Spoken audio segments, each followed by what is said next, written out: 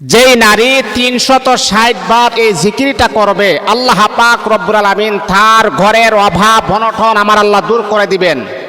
এমনকি তার স্বামীর কামাই রুজির ভিতরে আমার আল্লাহ বারাকা নাজিল করে দিবেন।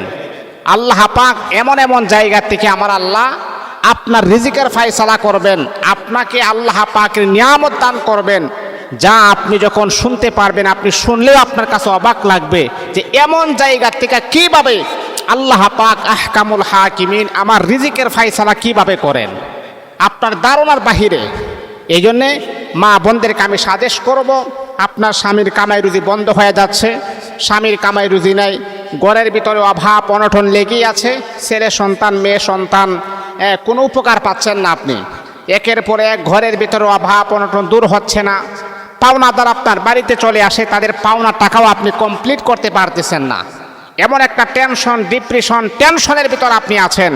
আমি আমার মাকে বলবো, শোনেন, আল্লাহ পাকের এই জিকিরটা আপনি করুন, দেখবেন ইনশাআল্লাহ আল্লাহ পাক রব্বুল আলামিন আপনার অভাব অনটন দূর করে দিয়ে আমার আল্লাহ আপনাকে সচ্ছলতার দিকে এগিয়ে নেবেন ইনশাআল্লাহ।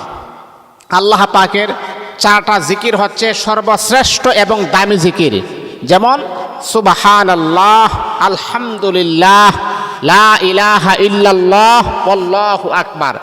এই 4টা জিকির হচ্ছে সবচাইতে পাওয়ারফুল জিকির। মা বোনদেরকে আমি বলবো ৩৬০ বার যদি এই জিকিরটা আপনি করতে পারেন, আল্লাহ পাক রব্বুল আলামিন আপনার সংসারের সমস্ত অভাব অনটন আমার আল্লাহ দূর করে দিবেন। আমার মা বোনেরা 5 ওয়াক্ত নামাজ পড়বেন।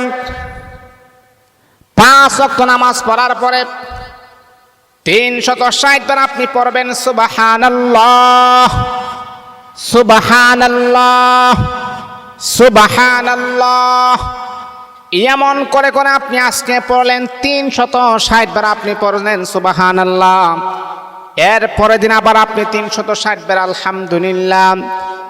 এর পরের দিন আপনি ৩৬০ বার লা ইলাহা ইল্লাল্লাহ।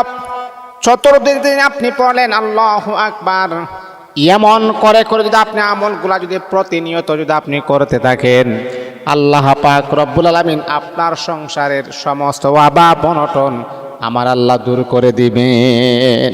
৩৬০ বার এই জিকিরটা যদি আপনি করতে পারেন, আজকে আপনি পড়ছেন সুবহানাল্লাহ, আগামীকাল আপনি পড়বেন আলহামদুলিল্লাহ, এরপরের দিন আপনি পড়বেন লা ইলাহা ইল্লাল্লাহ, এরপরের দিন আপনি পড়বেন আল্লাহু আকবার। যেহেতু এই 4টা জিকির হচ্ছে সবচাইতে দামি এবং পাওয়ারফুল জিকির, তাহলে তো এই জিকিরগুলো আমাদের মিস করাটা অসম্ভব, অকল্পনীয়, মিস করা যাবে না। এই জিকিরগুলো আপনি করবেন, আল্লাহ প্রদত্ত নিয়ামতের মালিক আপনি।